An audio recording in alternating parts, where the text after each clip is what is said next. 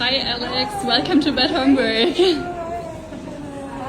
Ka-Express, habang papalapit ang mahalagang laban ng Gilas Pilipinas kontra sa matinding kupunan na Australia at New Zealand, isang malaking pinag-uusapan ng mga fans, mas malakas na ba ngayon ang Gilas kaysa mga nakaraang Windows? Ang sagot ng marami ay oo.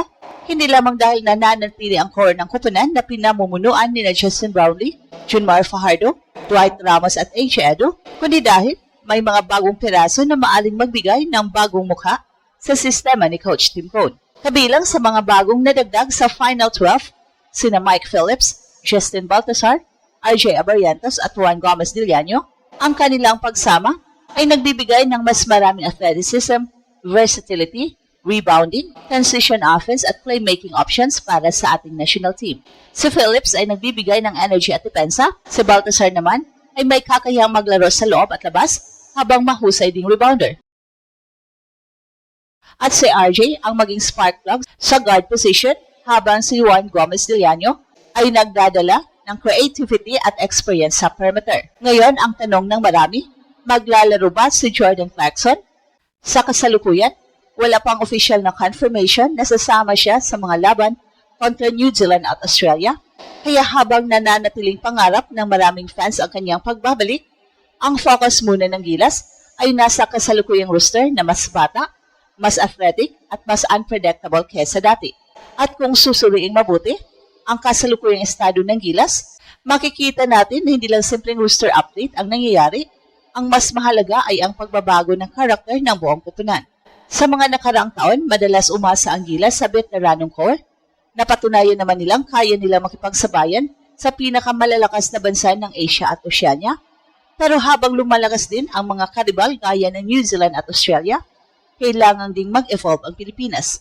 At dito pumapasok ang kahalagahan ng mga bagong additions. Si Mike Phillips ay isa sa mga pinaka-athletic na local big man sa bansa. At habang lumilinaw ang final entry list ng torneo, lumalakas ang posibilidad na maging number 28 seed siya sa All-England Club. Para sa mga bagong sumusubaybay sa tennis, napakahalaga ng seeding sa isang Grand Slam. Ang mga seeded players ay inilalagay sa draw upang hindi agad magkaharap sa mga unang rounds. Nangangahulugan ito na mas may pagkakataong makapagbuo ng momentum at makalalim pa sa torneo bago makaharap ang pinakamalaking pangalan sa competition. Ngunit higit pa sa tactical advantage ang ibig sabihin nito.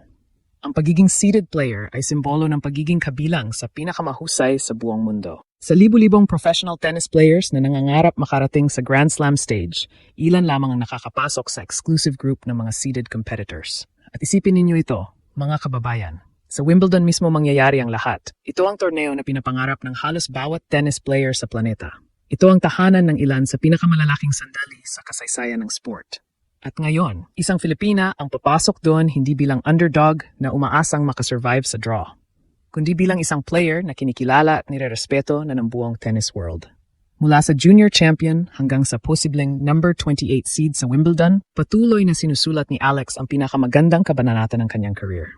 At kung pagbabatayan ang kanyang kasalukuyang forma, simula pa lamang ito ng mas marami pang historic moments na darating para sa Philippine tennis. Mga kababayan, habang papalapit ang Wimbledon 2026, isang napakagandang tanong ang umiikot ngayon sa tennis world.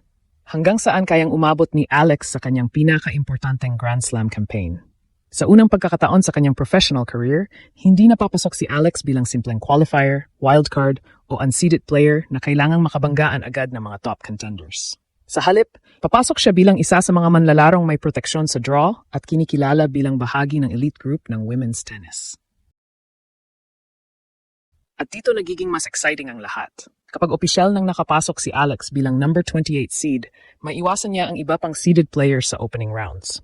Ibig sabihin, mas tataas ang posibilidad na makabuo siya ng momentum sa unang linggo ng torneo. Sa Grand Slam tennis, napakahalaga ng momentum. Kapag nakapag-ipon ka ng kumpiyansa sa mga unang rounds, mas lumalaki ang tsansang makagawa ng malalim na tournament run. Ngunit hindi lamang draw protection ang dahilan kung bakit maraming fans at analysts ang optimistic tungkol kay Alex. Ang mas mahalagang dahilan ay ang kanyang kasalukuyang antas ng laro. Sa buong grass court season ngayong taon, ipinakita ni Alex na ang damuhan ay isa sa kanyang pinakamalalakas na surface.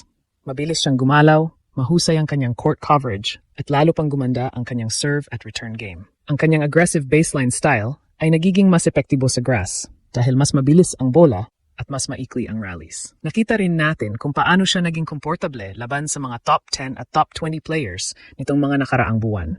Hindi na siya natitinag kapag kaharap ang mga malalaking pangalan. Sa katunayan, maraming pagkakataon na siya pa mismo ang nagdidikta ng tempo ng laban. Yan ang malaking pagkakaiba ng kasalukuyang Alex kumpara sa Alex na unang sumabak sa WTA Tour.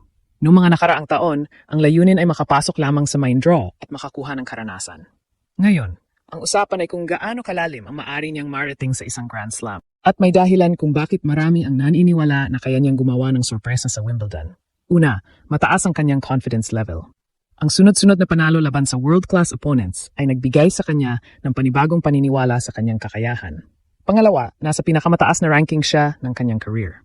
Kapag mataas ang ranking, hindi lamang puntos ang nadaragdag. Lumalakas din ang paniniwala ng isang atleta na kabilang siya sa pinakamahusay.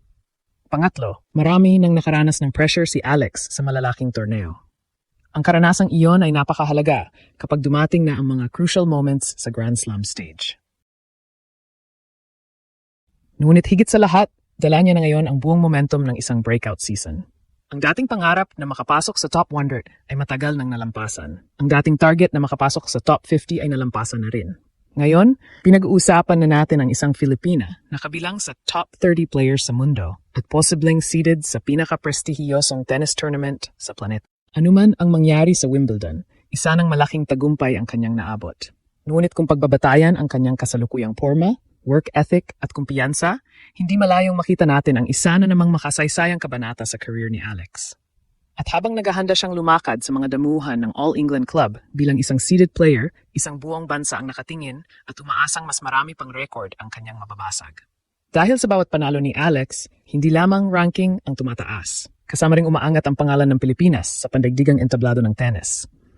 At ang Wimbledon 2026 ang maging simula ng pinakamalaking Grand Slam run ng kanyang career.